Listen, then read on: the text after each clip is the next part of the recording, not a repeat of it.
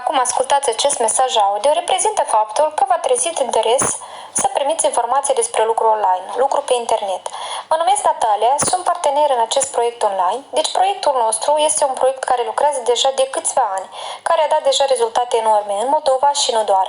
În proiect avem diferite categorii de persoane care activează, deci mămici care sunt în concediu de maternitate, studenți și persoane care mai au un lucru de bază.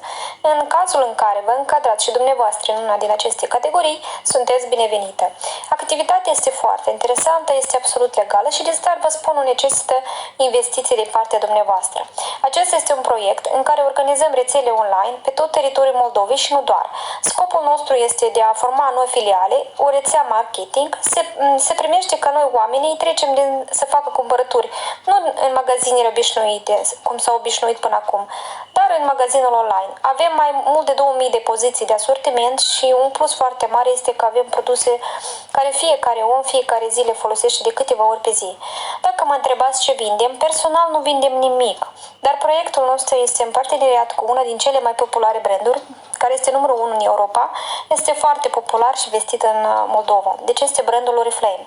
Și probabil că deja vă imaginați despre vânzările cu catalogele, agenți de produse și diferite despre consultanți și clienți. Vreau să vă spun nu.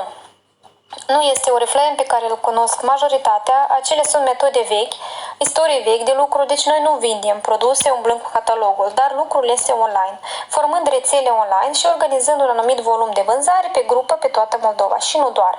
Deci este un proiect de dezvoltare rețelelor online, unde sarcina noastră concretă este să trecem oamenii la cumpărare din catalog, din magazinul obișnuit,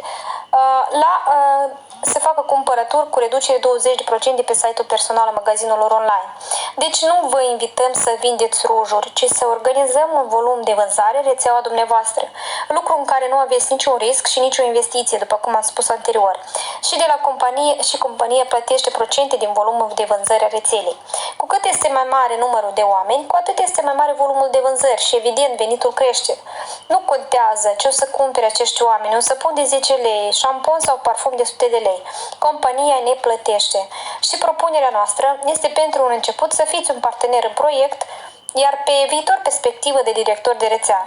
Primele săptămâni venitul nu e prea mare, deci 200, 500, 1000, 2000, 3000 de lei. Pe urmă crește rețeaua și așa crește și venitul.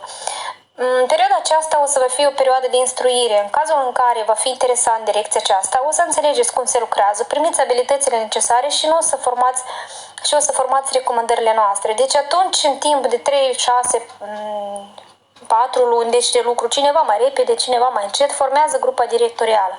Numărul de cumpărători crește, undeva la 100-150 persoane și veți ieși la un venit real mai mare de 8.000 de lei, 10-12.000 de lei. Venitul crește pentru că crește volumul de vânzări și asta este tot. Pe lângă venitul pe care îl primiți, pentru persoanele care anul acesta îl formează această rețea directorială, compania îi mai remunerează cu bonus bănesc de $1000 și călătorie gratuită în Thailanda. Deci magazinul care crește repede pentru companie ne plătește pentru directorii noi, pe care îi ajutăm să crească. De aceea noi în fiecare zi vă însoțim, vă ajutăm, vă instruim cât mai repede să formați această rețea directorială.